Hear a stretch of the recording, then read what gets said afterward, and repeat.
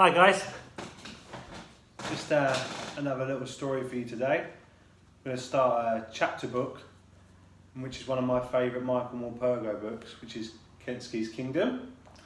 I think it's got one of the really most intriguing opening chapters, and at the end what I'm going to do is I'm going to ask you some questions which you can sort of have a look at and think about while you're at home.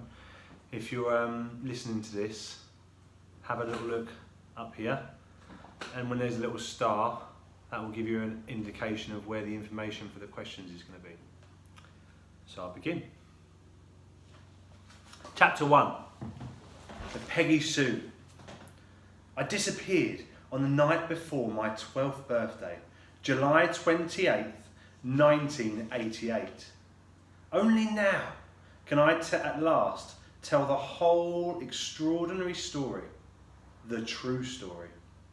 Kensuke made me promise that I would say nothing at all, until at least 10 years had passed. It was almost the last thing he said to me. I promised, and because of that, I have had to live out a lie. I could let sleeping lies sleep on, but more than 10 years have passed now. I've done school, I've done college, and had time to think. I owe it to my family and to my friends, all of whom I've deceived for so long, to tell the truth about my long disappearance, about how I lived to come back from the dead. But there is another reason for speaking out now, a far, far better reason. Kensuke was a great man, a good man, and he was my friend. I want the world to know him as I knew him. Oh, I love that opening. Until I was nearly 11, until the letter came, life was just normal. There were 4 of us in the house: my mother, my father, me, and Stella. Stella Artois, that is. My one ear up, one ear down, black and white sheepdog, who always seemed to know what was about to happen before it did. But even she could not have foreseen how the letter was going to change our lives forever. Thinking back, there was a regularity, a sameness about my early childhood. It was the down the road each day, each morning, to the monkey school. My father called it that because he said the children gibbered and screeched and hung upside down on the climbing frames in the playground. And anyway, I was always monkey-faced to him. When he was in a playful mood, that is, which he often was. The school was really called St. Joseph's, and I was happy there for most of the time, anyway. After school, every day, whatever the weather, I'd be off down the recreation ground for football with Eddie Dodds, my best friend in all the world, and Matt, and Bobby, and the others. It was muddy down there. Cross the ball and it would just land and stick. We had our own team. They were called the Mudlarks, and we were good too. Visiting teams seems to expect the ball to bounce, for some reason. And by the time they realised it didn't, we were often 2 or 3 goals up. We weren't so good away from home though. Every weekend I did a paper round from Mr. Patel's shop on the corner. I was saving up for a mountain bike. I wanted to go mountain biking up on the moors with Eddie. The trouble was, I would keep spending what I'd saved. I'm still the same way now, really. Sundays were always special. I remember we'd go dinghy sailing, all of us, on the reservoir. Stella Artois barking her head off at the other boats as if they had no right to be there. My father loved it. He said because the air was clear and clean, no brick dust. He worked down at the brickworks. He was a great do-it-yourself fanatic. There was nothing he couldn't fix, even if it didn't need fixing.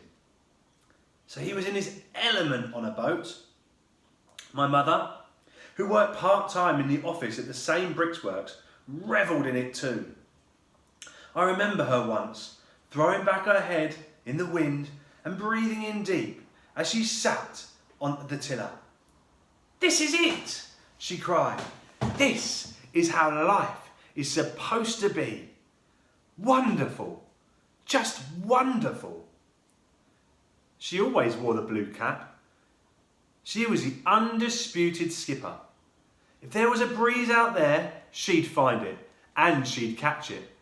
She had a real nose for it. We had some great days on the water. We'd go out when it was rough, when no one else would, and we'd go skimming over the waves, exhilarating in the speed, in the sheer joy of it. And if there wasn't a breath of wind, we didn't mind that either. Sometimes we'd be the only boat on the whole reservoir. We'd just sit and fish instead. By the way, I was better at fishing than either of them. And Stella Artois would be curled up behind us in the boat, bored with the whole thing because there was no one to bark at. Then the letter arrived.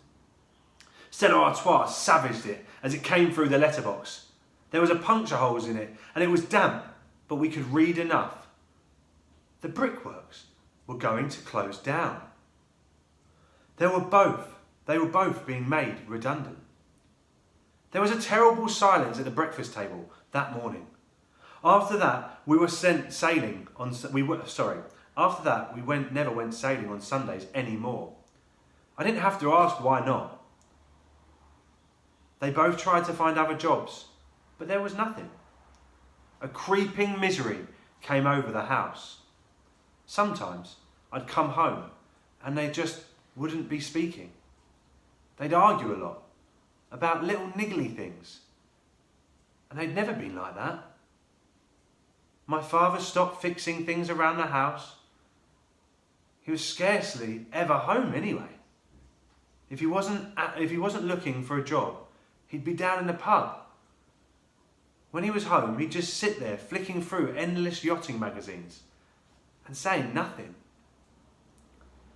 I tried to stay out of the house and play football as much as I could, but then Eddie moved away because his father had found a job somewhere down south.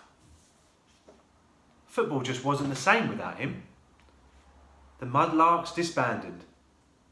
Everything was falling apart. Then, one Saturday, I came home from my paper round and found my mother sitting at the bottom of the stairs, crying. She'd always been so strong. I'd never seen her like this before. "Silly beggar," she said. "Your dad is a silly beggar. Michael, that's what he is." "What's he done?" I asked. "He's gone off," she told me, and I thought she meant for good. "He wouldn't hear reason. Oh no! He's had this idea," he says. "He wouldn't tell me what it was, only that he sold the car, that we're moving south, and he's going to find us a place." I was relieved and quite pleased, really. "South must be nearer to Eddie," she went on. "If he thinks I'm leaving this house, then I'm telling you he's got another thing coming." "Why not?" I said. "Not much here." "Well, there's the house for a start. Then there's Gran, and there's school." "There's other schools," I told her. She became steaming angry, then angrier than I'd ever known her to be. "You want to know what the last straw was?" she said. "It was you, Michael, you going off on your paper round this morning. You know what your dad said? Well, I'll tell you, shall I? 'Do you know something?' he says. 'There's only one lousy wage coming into this house. Michael's paper money. How do you think that makes me feel, eh? My son's 11 years old. He's got a job and I haven't.'" She steadied herself for a moment or two before she went on, her eyes filled with fierce tears. "I'm not moving, Michael. I was born here and I'm not going. No matter what he says, I'm not leaving." I was there when the phone call came a week or so later. I knew it was my father. My mother said very little, so I couldn't understand what was going on. Not until she sat me down afterwards and told me. He sounds different, Michael. I mean, like his old self. Like his very old self. Like he used to be when I first knew him and I found this place. He's found a new place. Just pack your bags and stuff and come, he says. Fareham, somewhere near Southampton, right on the sea. There's something very different about him, I'm telling you. My father did indeed seem a changed man. He was waiting for us when we got off the train, all bright-eyed again and full of laughter. He helped us with the cases. It's not far, he said, ruffling my hair. You wait till you see it, monkey face. I've got it all sorted, the whole thing. And it's no good you trying to talk me out of it either of you. I've made up my mind. What about? I asked him. You'll see, he said. Stella Artois bounded along ahead of us, her tail held high and happy. We all felt like that, I think. In the end, we caught a bus because the cases were just too heavy. When we got off, we were right by the sea. There didn't seem to be any houses anywhere. Just a yachting marina. What are we doing here? My mother asked. There's someone I want you to meet. A good friend of mine. She's called Peggy Sue. She's been looking forward to meeting you. I've told her all about you. My mother frowned at me in puzzlement. I wasn't any the wiser either. All I knew for certain was that he'd been deliberately mysterious. We struggled on with our suitcases, the gulls crying overhead, the yacht mast clapping around us, and Stella's yapping at all of it, until at last he stopped, right by a gangplank that led up to the gleaming, dark blue yacht. He put the cases down and turned to face us. He was grinning from ear to ear. Here she is, he said. Let me introduce you. This is Peggy Sue, our new home. Well, considering everything, my mother took it pretty well. She didn't shout at him. She just went very quiet. And she stayed quiet all through his explanation, down in the gallery over a cup of tea. It wasn't a spur of the moment thing, you know. I've been thinking about it for a long time. All those years working in the factory. All right, maybe I was just dreaming about it in those days. Funny, when you think about it, if I hadn't have lost my job, I'd never have dreamed to do it. Not in a million years. He knew he wasn't making much sense. All right then, here's what I thought. What is it that we all love doing the most? Sailing, right? Wouldn't it be wonderful, I thought, if we could just take off, sail around the world? There's people who've done it. Blue water sailing, they call it. I've read about it in my magazines. Like I said, it was just a dream to start with. And then no job and no chance of a job. What did the man say? Get on your bike. So why not a boat? We've got our redundancy money. What little there was of it. There's a bit saved up and the car money. Not a fortune, but enough. What to do with it? I could put it all in the bank, like the others did. But what for? Just to watch it dribble away till there was nothing left? Or, I thought, I could do something really special with it. A once-in-a-lifetime thing. We could sail around the world. Africa, South America, Australia, the Pacific. We could see places we've only ever dreamed of. We sat there completely dumbstruck. Oh, I know what you're thinking, he went on. You're thinking all we've ever done is reservoir sailing, dinghy sailing. You're thinking he's gone crazy, loopy in the head. You're thinking it's dangerous. You're thinking we'd be flat broke. But I thought it all out. I've even thought of your gran. There's a thing. We won't be gone forever, will we? She'll be here when we get back, won't she? She's perfectly healthy. We've got the money. I've done the sums. We're going to do 6 months training. We'll be away a year, 18 months maybe. Just so long as the money lasts. We're going to do it safe. Do it properly. Mum, you'll do your yachtmaster certificate. Oh, didn't I say? I didn't, did I? You'll be the skipper, Mum. I'll be the first mate and handyman. Michael, you'll be the ship's boy. And Stella, well, Stella can be the ship's cat. He was full of it, breathless with excitement. We'll train ourselves up, do a few trips across the channel to France, maybe over to Ireland. We'll get to know the boat like she's one of us. She's a 42-foot bowman, best make, best design, safest there is. I've done my homework. 6 months' time and we'll be off around the world.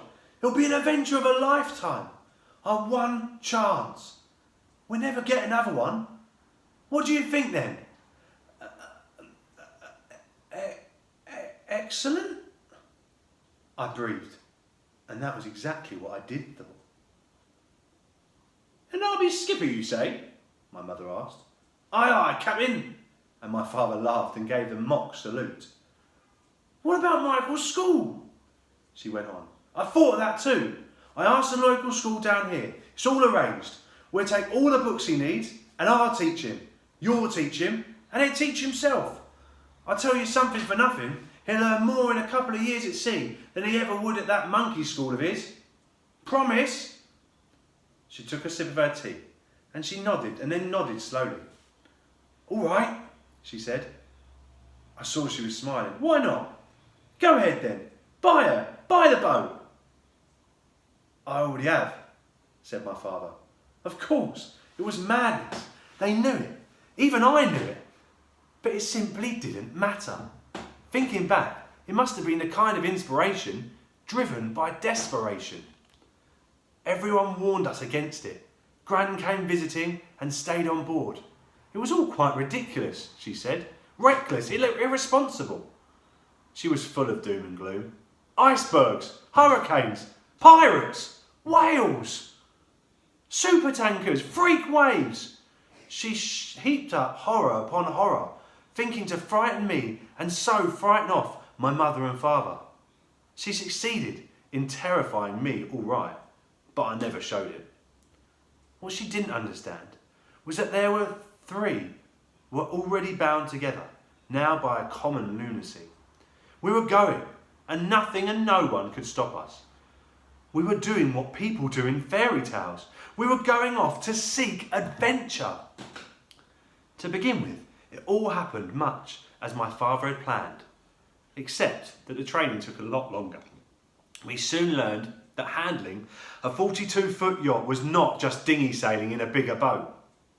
We were tutored by a whiskered old mariner from the yacht club, Bill Parker. Barnacle Bill we called him, but not to his face of course. He had been twice round Cape Horn and done 2 single-handed Atlantic crossings, and he'd been across the Channel more times than you've had hot dinners, my lad. That's what he used to say. To tell the truth, none of us liked him much. He was a hard taskmaster. He treated me and Stella Artois with equal disdain. To him, all animals and children were just a nuisance, and on board, nothing but a liability. So I kept out of his way, as much as I could, and so did Stella Artois. To be fair to him, Barnacle Bill did know his business.